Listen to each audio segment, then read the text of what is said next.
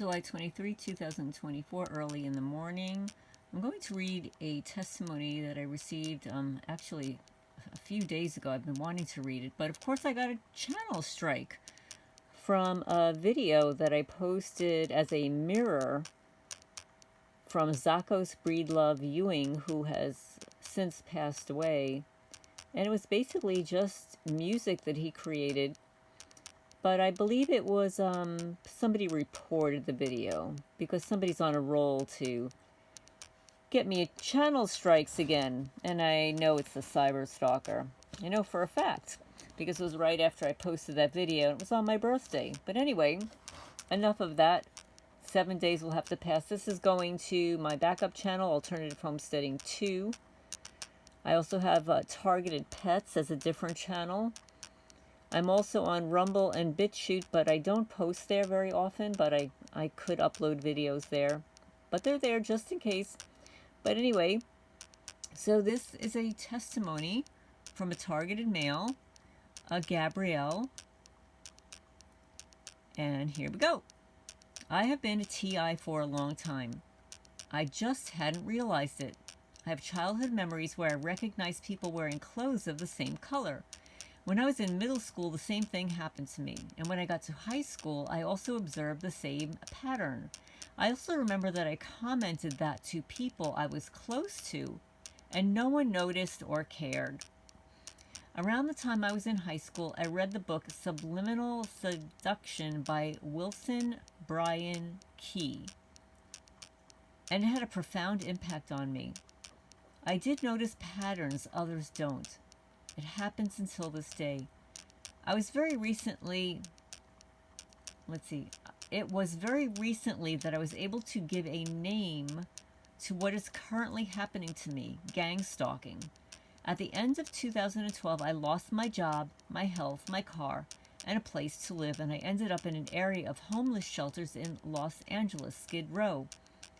While I was in the various mission shelters in that area, I was already being stalked and harassed. I thought it was because of the type of people: drug addicts, alcohol addicts, and people with mental problems.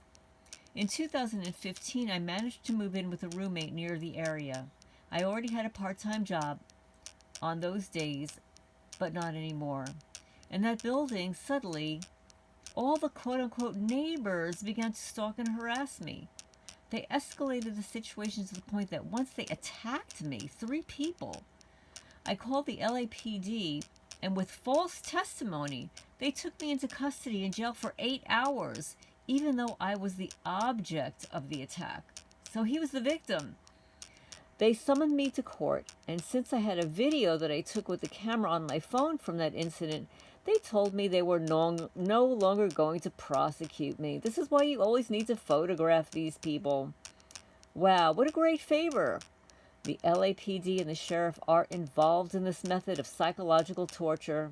Yes, they are. The LAPD put their helicopters to fly over me every day when I get up in the morning. They fly over my building. When I go out to the street to wait for the bus, and very frequently when I leave the store or library or the court. The court, by the way, Los Angeles County Superior Court, is inside from stalking and harassment too. Every time I go to that 9-story building, it is filled with perps, including all the staff that pass in front of me. In the library, it is the same. Los Angeles Central Library and Los Angeles County Libraries do the same. The health clinics that I attend do their part equally. Target stores, the food for less supermarket chain also, Jack in the Box, Wendy's, Carl's, or every restaurant I visit is the same. When I go to very crowded places, the same happens with the infamous street theater. I use the bus to transport myself, and Metro, the transportation agency in LA, uses buses special for me, full of perps, including drivers. Along the perps that I meet from time to time are women with monarch butterfly tattoos. Does that insect remind you of anything? By the way, there are times when dead black cats appear in my path. And also these people, perps, if you can call them that, they use their children, babies, adolescents, and the elderly using colors to condition me. They also like to send people with deformities or in extreme states of mental illness, women who undress in the middle of the street or make scandals in the places I frequent. They also like to choose streets where the route of the bus that I am using at that moment goes, and places where I am, and they're empty. They fill up with people, mobbing. At this moment, I'm in the library, and there are people who start to cough to annoy me. Several times they have set traps for me. In the building where I live, there was a woman with her partner, not her husband, maybe a lover, and she used her teenage daughter several times to get me into trouble. Since in the building, I always use a camera of my phone to record video, to have evidence and protect myself in case of problems, of which there have been several. Also, a couple of times, these criminals use a woman who was, quote unquote, feeding her baby very close to me. I no longer believe in coincidences. To them, to accuse me of being a voyeur or something like that. In a book about gang stalking, I read that they use edited videos to use them in smear campaigns, and the police, together with the Los Angeles Mental Health Department, once already told me they wanted to persuade me to visit a clinic near the area because, according to the LAPD, they were worried about my mental health, since I called so many times about quote-unquote small incidences, such as beatings and death threats. Yeah, those are small incidences, yeah. At this moment, I'm focusing on finding work, and I have not achieved it. I have gone 4 places that offer sales jobs in the area that I have experience, and they did not give me the job. Today, that happened when I arrived at the company to fill out the job application. All the staff were dressed in black, yellow, and green colors, the most recent for their stalking campaign. There are more things to tell, but for today, I'm going to leave it here. Also, I imagine that I'm just an incredibly dangerous person. So anyway, I just want to say, and I should have mentioned it in the beginning, English is Gabriel's second language. So he had to use a translator to translate some of the language into English so that I could read it. And Gabriel is also, I already had his testimony from more than a week ago, and I was going to read it then. And then it just suddenly disappeared from my laptop. It was nowhere. Even when I did a search, it was gone. And I had bookmarked it, and I'd even included his name as a contact, and even the contact disappeared. This is how incredible these criminals are, you know? It's just unbelievable. But anyway, so I'm in YouTube prison right now. So I'm going to be uploading this to Alternative Homesteading 2, and then I guess now in 6 days I will upload all the videos that I upload to Alternative Homesteading 2 back to my main channel. And also, just for the people out there, I have now, through watching a video, figured out how to remove some of the copyrighted music that I find sometimes in videos that I like. Now, a lot of times I'll upload a video that has a Creative Commons reuse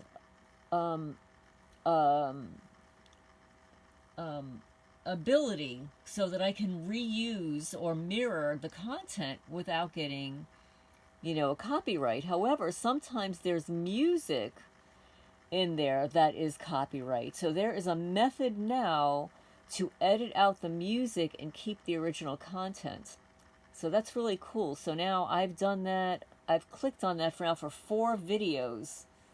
And YouTube has already converted it back, removing the copyrighted content. So that's really cool.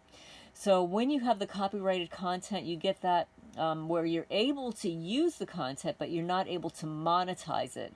So now that I'm able to remove the music, it now has the ability to be monetized. So for anybody that has that problem, there is an ability now to remove that copyrighted music so that you can use the regular content if it's Creative Commons or whatever. Or if somebody gives you the permission to mirror it. Sometimes you'll ask a content creator, let's say you ask me, may I, use that content in on my channel? And most of the time I'll say yes, and another person will say yes, and some people just don't respond, which usually means no. But a lot of times, if the original creator says yes, and let's say they have music in it though, and they're not copywriting their content, then when you upload it, even though you have permission to upload it, you'll get a little copyright, not a strike, you just get a little copyright where it can't be monetized. But as soon as you remove the music and submit it and wait a little bit, YouTube will correct it so that you can monetize it. So anyway, I hope you enjoyed this testimony. Again, this is from Gabriel. I don't know if he wanted his last name used, but thank you so much, Gabriel, for sharing this information. I mean, I think it's fascinating that you have these recollections since childhood, and through middle school and then high school. Thinking back, I'm going to have to really think back to see if I had any of those experiences. I don't know. I'll have to give it some thought, but I'm sorry to hear that some of these things have happened to you, that it continues to happen to you. You didn't mention now what your age bracket is, that you've been a TI for a long time, obviously since childhood. But anyway, good luck with your job search, and keep your head up. These people, I mean, it's just, I don't know, sometimes I think it's just mind control, that you have so many people in that area. And, California is like renowned for this kind of stalking.